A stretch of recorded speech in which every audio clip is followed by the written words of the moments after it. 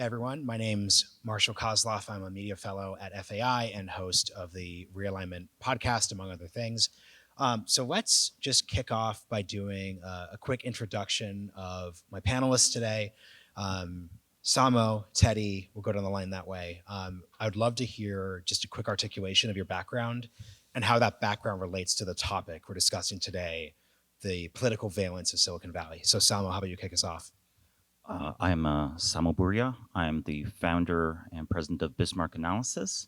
We are a consulting and research firm. We often look at economic, political, technological questions for our clients. Many of our clients are in Silicon Valley. We publish a intelligence newsletter called the Bismarck Brief. I also sit on the editorial board of Palladium magazine that has extensive cultural commentary on these topics. And, you know, that's in a way my background, but my background is that actually in my early 20s studied physics. So I had something of a STEM background before I went in a very different direction, before I went into the direction of thinking about society. And you realize very quickly you have to actually abandon some measure of quantitative metrics-based reasoning and adopt a more subtle perspective. And I think a lot of my career has been about synthesizing a quantitative and qualitative approach. And I think that's precisely what's needed for thinking about tech and politics. My name is Teddy Schleifer. I'm a reporter at the New York Times who covers this space. I lived in San Francisco until last year. Sadly, I left. There was no agenda to it beyond logistics. But I used to work at a publication called Puck, where I wrote basically about this topic full time. Got here in 2017. Got to San Francisco in 2017, which was kind of the beginning of I think the current age of political activism of tech leaders. Folks who were for the first time trying to spend their money on beating Trump or now on helping Trump. But the core thing I've been interested in for the last decade or so is if you are worth $30 billion or $50 billion or even $1 million and you're in the technology industry and you want the world to reflect your values, how do you use your money to accomplish that? Whether it's through campaign politics, whether it's through charitable enterprises, whether it's through your family office. It's sort of like the billionaire beat, and it's centered on everyone wants the world to look like they want it to look like, and it's hard to do it, right? It's hard to take your money and spend it on making the world reflect your values, and that's why it's interesting and newsy and a fun beat to cover. But I've been writing about sort of the realignment with tech leaders for the last 3 or 4 years pretty extensively.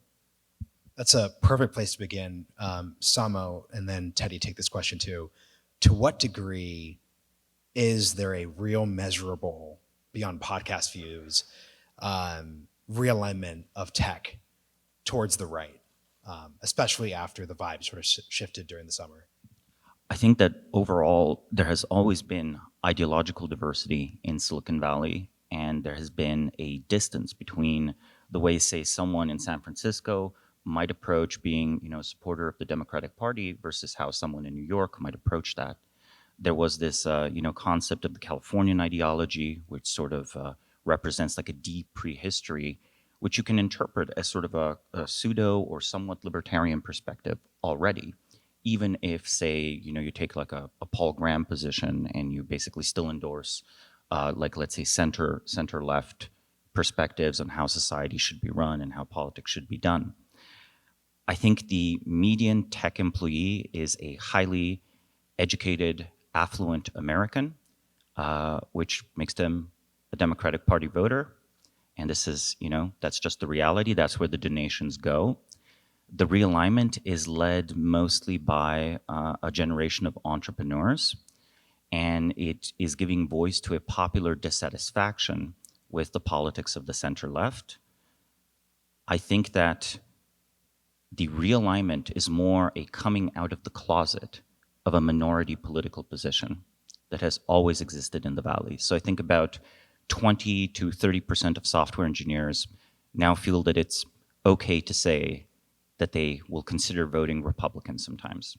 I think that wasn't the case previously, but I don't think any of the percentages are changing.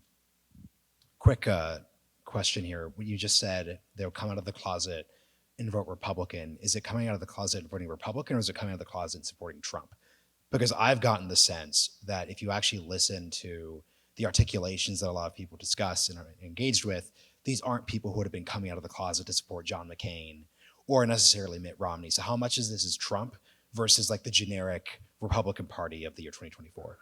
Well, I think a lot of them came out of the closet to support Ron Paul, right? So I think that the mainstream Republican politics did not necessarily appeal to them, but I don't think it's a matter of just Trump, right? Because I think after Trump, I mean, it's not like you're really going to go back to talking about just normal progressive politics. You're going to go in a new direction. It might be a libertarian direction. It might be a new nonpartisan perspective. But I think you sort of severed this tie to the sort of Borg of mainstream consensus either way. And I think the anti-establishment aspect of Trump appeals very strongly. The iconoclasticism is something they find relatable. Let's put it this way. If Trump had been a startup founder, I think he would have no difficulty raising capital in Silicon Valley, right? If we have like a 20-year-old Trump, they come in, they're very charismatic, they promise the moon, they deliver low Earth orbit. I think this person would be a very successful entrepreneur. We'll put the question of whether Trump could have delivered low Earth orbit sort of to the side for a second. Teddy, how about you? So this is sort of a meta question because I'm in the media, and there's a lot of conversation about whether or not the media has exaggerated this trend, right? Whether or not the Silicon Valley's red pilling is a media creation, or to what extent this is just a couple of loud people on Twitter.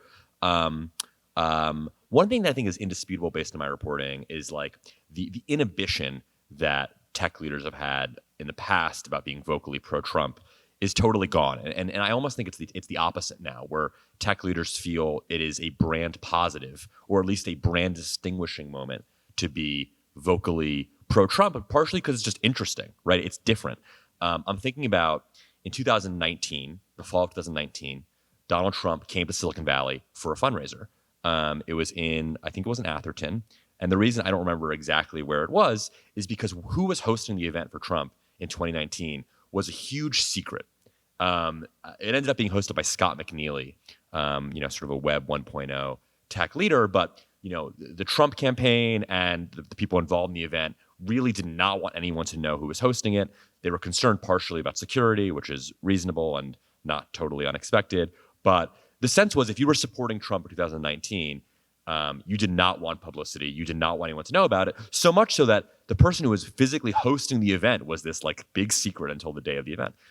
Fast forward to 2024, like if you're hosting Trump, you're like tweeting an invite, tweeting a photo with him.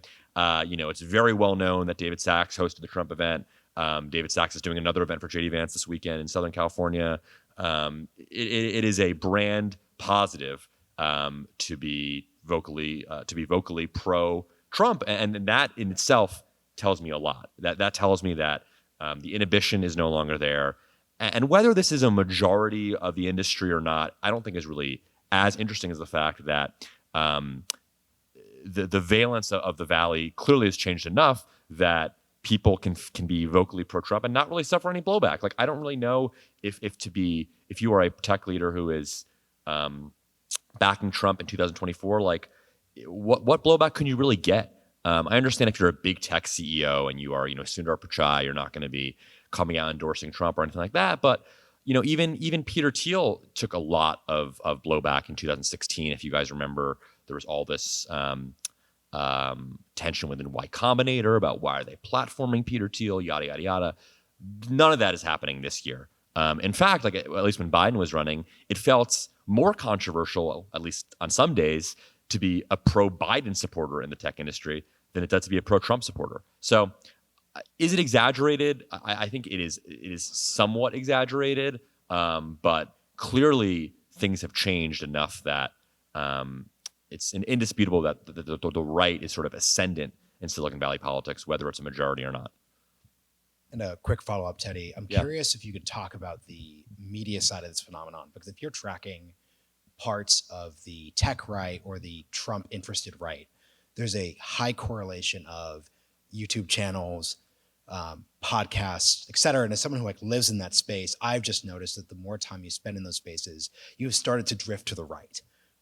In the topics you're interested in the like anti-MSM orientation you're going to take. So as a person who's like working very much within that mainstream, which if you're looking at like the All In podcast is very clearly counter-signaled against. Can you talk about like the independent media podcaster side of the story? Sure. I mean, there's been since 2016, lots of these tech leaders have started their own distribution channels. I mean, there's been a whole conversation about whether or not Silicon Valley, startups and CEOs and founders even need the mainstream media, and that the whole idea of going direct, and this is above my pay grade, but whether or not it works or not, but clearly enough tech people feel like they do not need the filter, and they can have like a direct to consumer relationship with their fans, and that the All In podcast, love it or hate it, is a very successful media company, and they clearly have found some product market fit. And the fact that someone like Sachs or Chamath or Jason or whomever can have a big audience is a testament to like the wisdom of creating a podcast that people want to listen to, which is, as someone in media, like it's not always true that you create something that people want. And to that extent, like I do think it is emboldened tech leaders to do more of this, right? Where you see, like to take the example I gave a minute ago about the 2019 Trump fundraiser versus the 2024 Trump fundraiser. Like, if you're a tech leader, you might say, like, who cares if the media knows where the Trump event is? Like, I know where the Trump event is, and I can, record a podcast at the Trump event. Like, there was discussion I reported regarding the Sachs event a couple months ago. There was discussion about recording an all-in episode at the event, at the fundraiser. It didn't end up happening, but you are able to broadcast your opinions to your audience because of you owned media platforms, and you don't really they don't feel like they need kind of campaign finance reporters or money and politics people or the New York Times to like filter them. And so that's why they have kind of a cult following, and that's where I think someone like David Sachs's power comes from. It's not that he's making $30 million contributions to Trump super PACs. It's that they have a huge podcast audience and a cult following, and good for them. So I'd love to bring you into this question because you're someone who podcasts, writes, et cetera. What's the role of the growth of independent media and a clear tilt to the right or to the center in certain respects of folks who spend the time in those spaces? I mean, it's good again to emphasize that California and San Francisco specifically, its politics were quite a bit to the left of the average of the United States, and arguably to the left of the average of, let's call them like white collar professionals across the Western world. Like, in 2014, living here, someone being trans was not controversial. I already knew people who were detransitioning and were already making that their identity. So in 2014, I feel like 2024, I feel a rerun of the culture wars that were happening in tiny little parties in San Francisco in 2014, right? I think that culturally the city is immensely upstream of the world. And because the city is immensely upstream of the world, including New York, including LA, including other parts of the world, I think that we are first to realize that personal brands are very powerful and that the best representative for you is yourself. The Twitter accounts run, or I guess we have to call it X.com now, the X accounts run by the individuals themselves, no matter how prominent, are always better than the accounts run by staff. And that difference, that craving of authenticity, I think that's actually what's upstream of all of these observations related to filtering. I don't think it's that people were stopping themselves from saying things, but they used to believe you have to hire someone to say things for you. And now they are more comfortable saying them online because as a culture here in SF, and again, also to a lesser extent in New York, LA, and other cities, we have all become our own PR agent. Every single person in the world right now is vastly better at giving press statements for themselves, whether they know it or not, than they were 10 or 20 years ago, because they've had practice, first on Facebook, then on Instagram, now on TikTok. It's not just tech. It is all of society has moved towards self-representation, self-marketing, self-promotion. Something I'm curious about, Teddy especially. Could you kind of give an articulation of what the tech center left is in comparison to these right-leaning parts of text we're describing here? Because what was so fascinating to me over the summer when you saw, especially pre-Biden dropping out, when you had tech leaders coming out, when sort of like Sachs and co were most aggressive, because they were clearly winning the narrative discussion, regardless of how big it actually was they framed themselves very much as tech, as founders, as VCs. By comparison, if you look at Reid Hoffman, if you look at like Mark Cuban, like these very big center-left tech Democrats, they very much tag me more as just Democrats. If you listen to the pitch they're articulating, their self-conception, it wasn't as much centered in tech. It was just the sort of like the fact that they're upper income, well, very, very upper income professionals who went to college, so unshockingly are sort of center-left. So could you kind of give your articulation of like what it is that Reid Hoffman and co really represent in comparison to the right parts we're talking about? It's a great question, because it's very easy for both the center left and the center right in Silicon Valley, and I guess frankly just in America, to like define yourselves by what you're not, which it's like, is the center right really center right, or is it just like anti-liberal? And is the center left really center left, or is it anti-Trump? Nice birds behind us. The Hoffman ideology, I think, essentially is motivated by the belief that Trump is a threat to democracy, and it is not narrowly about issues like immigration or climate or tax policy, but to hear Reid talk about why he spends tens of millions of dollars on Democratic politics, it's that there is no American business climate without the rule of law, and that he believes that Trump could really threaten the rule of law, and could if you're a company and you want to protect your IP and you want to feel like you have a court system that protects IP, you got to have an American legal system that works, and that's kind of the core. That's like the table stakes for why President Trump cannot return. If you're Reid Hoffman, I think that's what undergirds a lot of this. I do think that like the Obama era liberalism in tech was centered around issues that Trump has made less relevant. Like I'm thinking about education reform. That was a huge issue for lots of center-left donors in Silicon Valley in 2016. Lots of people like John Doerr or Living Pell Jobs or Reid Hoffman were pushing for charter schools and pushing for reforms to teachers unions, things like that. Like those topics are really not at all talked about anymore, in part because in kind of Democrats' eyes, Trump made that issue politically toxic in a way with Betsy DeVos and, pushing vouchers, blah, blah, blah. Like you don't see center-left Democrats talking about we need to elect Kamala Harris because she's pro-charter. Like they're talking about her because she's pro-democracy, and they see it as much, much more kind of fundamental to whether or not the American system of government is going to work than it is about any particular issue area. Look, I do think that your standard center-left tech leader still believes in climate change, still believes in H-1B visas, still believes in progressive taxation. But I feel like the animating force behind liberalism in tech now is keeping Donald Trump out of the White House again, and it's not really getting into the nitty-gritty of H-1Bs or climate or immigration or whatever. It's just about Trump is bad. What do you think, Samo?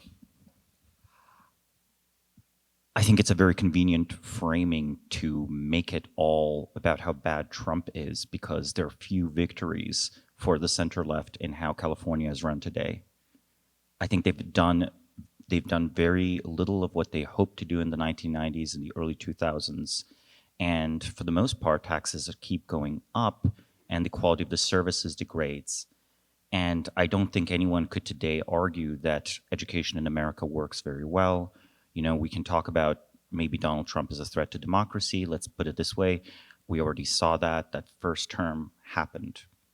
It didn't end democracy. Democracy is still here.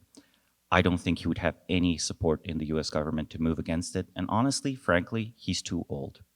Donald Trump is too old to even end democracy. I'd be worried about a young president maybe. But I feel it's a diversion. By looking at a scapegoat, an enemy, you can avoid seeing the political results of the last 20 or 30 years of political activity. And I say this as someone who has many sympathies to like European style social democracy. I really wish the streets were clean here. I really wish I could ride a bicycle everywhere. I really, I love that we have electric cars now. I wish all kids would get a great science education, right? These are every single issue you said, and you framed as a kind of a center-left issue. People in Silicon Valley on the center-right, they want these things too. They probably believe in climate change, don't they?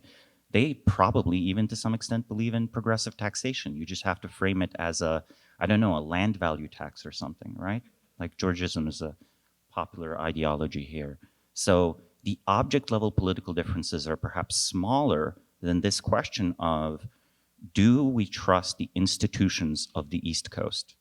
And I think the West Coast generally is less and less trusting East Coast institutions. And I think this is reflected in the popularity of Balaji, and this is reflected in the success of these really, at the end of the day, bottom up, very popular media products, like, for example, Pirate Wires, right? Pirate Wires is now an influential media enterprise in its own right. And it's there through demand. The truth is, like, libertarian or right-wing donors give very little money compared to left-wing donors, right? They don't spend tens of millions, they spend millions. And I don't think the net donations of Silicon Valley have gone anywhere else but 80 to 90% to the Democratic Party. And what I wish and what I hope for, actually, is that after this election is over, and it doesn't matter if Kamala is president or if Trump is president, I hope the technocratic wing of the Democratic Party becomes ascendant. And I see the focus on defeating Trump as a block, a barrier to technocratic, bureaucratic, administrative, and scientific competence within that party. And I worry that it's being consumed slowly by basically grift. There's so much money going into San Francisco nonprofits, and this is the most ascendant wing of the party. I worry about the future of that party. And I worry about it because in a fundamental way, I take it more seriously than the Republican Party, perhaps another way in which, the San Francisco bias is showing. I think people crave adults in charge, but, beating Trump is not going to result in adults in charge. And unfortunately, I have to say this to my Republican friends, getting Trump elected is not going to result in adults in charge either. Can I add one thing? It's interesting that Marshall, I should have mentioned earlier. It's interesting how both like the center left and the center right in Silicon Valley, neither of them are really focused on Silicon Valley issues. Like typically, when you think about kind of corporate influence in politics, like, if you are a donor from the agriculture industry, right? Like the most important issues to you might be like ethanol or sugar subsidies or like issues that are very much, that you have a pecuniary interest in caring about. Like Silicon Valley leaders, I would say, maybe with the sole exception of crypto, are not really like emphasizing the topic areas that are important to Silicon Valley at like a narrow sense. Like, no center left, Kamala Harris donor is, supporting her because of her specific position on AI regulation. Or on the right, like, for instance, I think the best example of this is someone like Elon Musk, who is, very vocally pro-Trump, even though Trump is very hostile to electric vehicles. Like these things don't really make sense, and they're not really. No one's really talking about like the Silicon Valley issue set, even though Silicon Valley has a huge role in this campaign.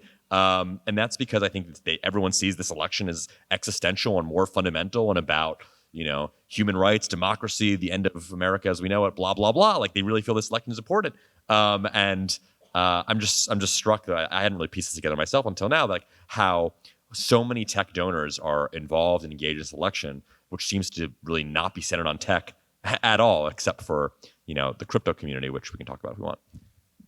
There is a policy fight that Silicon Valley is involved in, but it interestingly has not yet mapped to the partisan divide. It's the topic of AI regulation, right? Sort of in practice, whenever you talk very deeply to a Silicon Valley founder, you realize that the line between EA and EAC runs through the heart of every tech founder. They all believe there should be some limits to AI, and they all want their own AI company to do super well and not be too badly regulated. I think that it is interesting that there is donation coming that is affecting legislation, including Californian legislation, but also AI policy by either the Trump administration or the Harris administration, right? They both have people drafting papers on the US's national artificial intelligence policy, and these papers involve elements of both, right? They involve we must develop it first, it's dangerous, it's not dangerous, it's actually great for the economy. It's kind of an incoherent mess. But that has actually attracted more donation, even from the contrarian entrepreneurs of Silicon Valley, than straight up partisan politics. And I find that very interesting, and I wonder how long that particular policy discussion will remain nonpartisan. I think something that is very clear if you spend any time in these spaces is so much of the sort of road to Damascus story when it comes to political conversion, and even sort of like the inner Twitter fights are really about the state of San Francisco, as you two have discussed here. And there's been a bunch of efforts over the past few years, everything from like Bology and Exit going all the way outside of the US to like these efforts to turn Austin, where I'm from, and then Miami into these like clearly center-right efforts to reconstitute Silicon Valley. What's your assessment of these efforts to exit SF and the role that the relative, I'd say, failure at a political level, right? We all remember when people were trying to hype up Mayor Suarez as because Mayor Suarez is interesting because Mayor Suarez was the perfect candidate to get around the awkward dynamics of the political right in San Francisco, which is he's clearly educated, he's very business-minded, he was pro-Trump, but like not ideologically there in the uncomfortable ways. His political project not working is sort of like a serious barrier to some of these narrative efforts. But Teddy, could you just start by like discussing exit from SF and the role it plays in all this? Yeah, speaking of people doing things loudly, look, I mean, this was a huge part of the kind of the COVID hangover, right? Which was 2020, 2021. You know, a few tech leaders, you know, very, very loudly, you know, left the city and throwing up middle fingers, and you know, posted on Medium 1,000 times about how they're leaving. You know, like ultimately, I do not think that it has really changed the city or sort of its centrality to the tech economy that much. You know, I'm sure we all know somebody in the room who, you know, I'm sure all of us in the room know somebody who, you know, left San Francisco or left San Francisco in quotes 3 or 4 years ago and has kind of sheepishly returned. And maybe has not done a Medium post announcing their return. But look, I mean, I think this is a little bit beyond my pay grade, but you know, lots of tech leaders will tell you privately that this is still the place to be if you want to raise a startup, if you want to raise funding, and you know, the politics of the city don't really impact them day to day, and they might wish that the city was different or the state was different, but ultimately the economic interests are sort of winning out. And you know, like we saw today, or there's a story today that you know, Andreessen Horowitz, you know, kind of quietly closed their Miami office because people weren't using it enough. And we've seen more and more tech leaders spending at least more time in San Francisco than they were 2 or 3 years ago. Look, I mean, fundamentally, there's a reason, I think, why Silicon Valley and the Bay Area has been so central to, you know, wealth creation over the last 50 years. And it's, you know, whether it's Stanford or, you know, just the legacy of the kind of the tech giants. And it's hard to reverse. I think that the extremely strong network effects that have made the city the center of tech will continue working in its favor. And the exodus was motivated more by an attempt to make use of COVID, because for a while, because of the COVID lockdowns, it seemed that you could work remotely. Therefore, it didn't matter where you are. Therefore, maybe it's time to save on rent and taxes. Like I heard arguments from people, not about politics at all, but about extending runway. They're like, oh, by relocating to Austin or relocating to Miami or anywhere else, you know, we get to just have more funding to develop our tech, more time.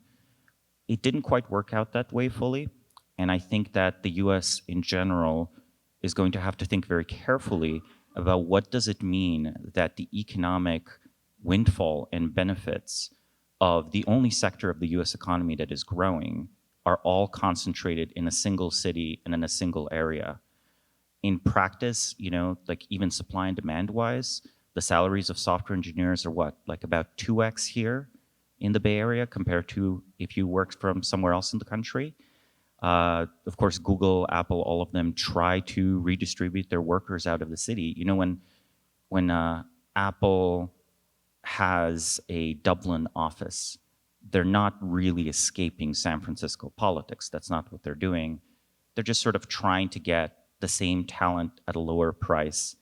And sometimes they're also trying to put people in touch with policy and so on. And when Amazon opens an office in DC, well, that's certainly not an escape from politics, right? That's a rush towards politics.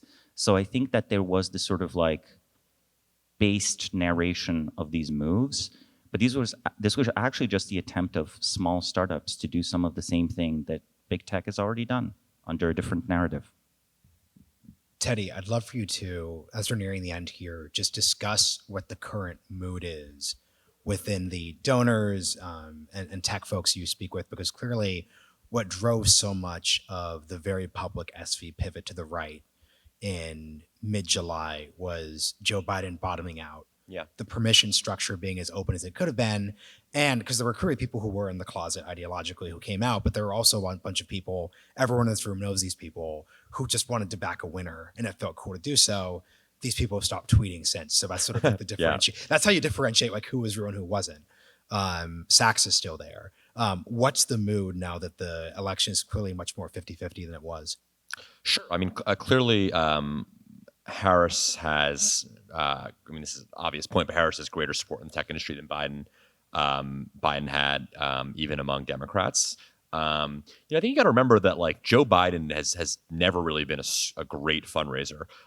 Even during his 2020 run, he was sort of lapped by Pete Buttigieg and even Kamala Harris to some extent in Silicon Valley. I remember looking at fundraiser invites for his 2019 run, and like you wouldn't recognize half the names on the invite because it's like, someone who was an Obama era ambassador. These were not like, the technorati in 2019. Clearly, I mean, Harris has not only kind of made Democrats think they can win, but she's also kind of, I think, somewhat cleverly been trying to engineer like a reset on economic issues and on tech issues specifically. I don't know to what extent that's actually just Harris taking any position different than Biden really took, but it's sort of a vibe and a sense that, well, she doesn't really have a public position on issue X, so maybe she can be lobbied or influence peddled her way to believing a more tech-friendly posture on a particular issue. So Harris has people excited because she's just different, right? And yes, now suddenly Democrats don't have to defend Biden's age, and they can talk about Trump's legal problems in a much more explicit way now that you have a prosecutor who is leading the Democratic ticket. It's not really as much about Harris as much as it is that it's not Biden. Like I think that if Gretchen Whitmer or even Dean Phillips was the Democratic nominee, you would have seen lots of kind of returning home to the Democratic ticket. I also would not understate the importance of negative partisanship in American politics. The election's in 60 days. Harris is obviously running a very anti-Trump campaign. Trump is running a very anti-Harris campaign. And Harris has done a good job, I think, or Harris fundraisers and bundlers tell me that she's doing a good job of motivating money to beat the other guy, right? So when Biden had all of his problems, it was hard to talk about Trump's perceived issues because there was a whataboutism, right? What about Joe Biden's issues? And suddenly Harris is basically offering Democratic bundlers the chance to only talk about Trump and to motivate, and that's very motivating for donors out there, I think sometimes we think about these wealthy people as these like foreign creatures, and they're so sophisticated and they have all these, proprietary opinions and proprietary information and proprietary data. Like they're human beings. They're watching the news. They're seeing Trump in the debate on Tuesday, or they're seeing the RNC, and it gets them pissed off, and they're donating money. Like just like anyone who's donating $20, except they're donating 20 million, and they're responding to human incentives. They're responding to kind of just watching the news, and clearly Trump has incensed some of them, and the money flows from there. What's the vibe in your circles, Samo? I don't know. I honestly, if we talk about tech in general loves elections. They're very much into the current election. I find that to a great extent there is some amount of disinterest, though, behind closed doors in talking about some of these topics, because the election is important, but no one, neither on the left nor the right, really feels that it is existential the way 2016 felt. 2016 felt existential.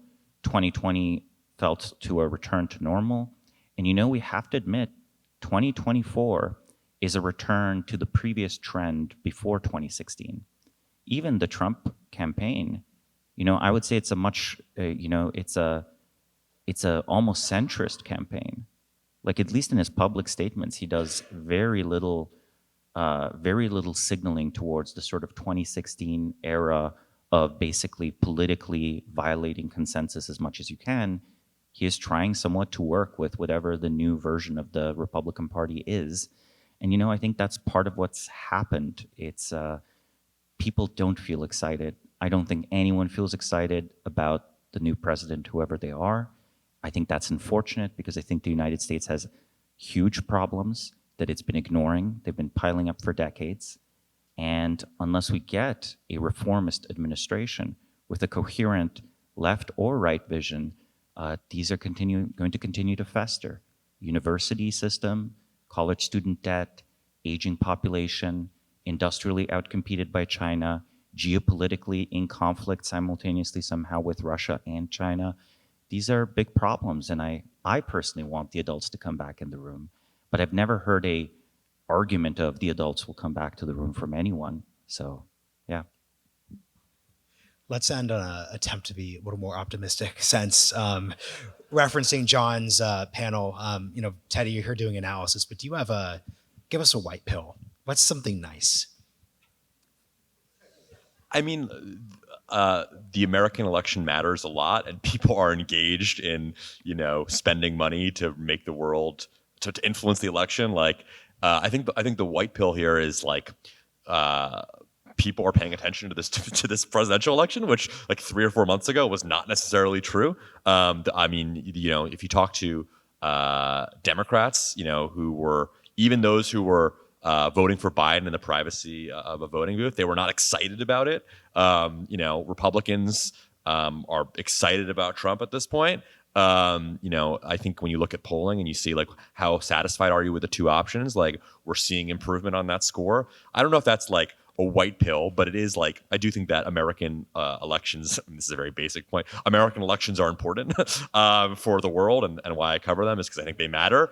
And the fact is that we have historic levels of political involvement, and like that's a good thing. Whether or not like they influence the election or not, I think we would want the American public to be excited about the 2024 presidential election, which is now happening. So congrats to us. We'll let Samo's facial reactions to all of that be the final word. Thank you for joining, everyone. You bet.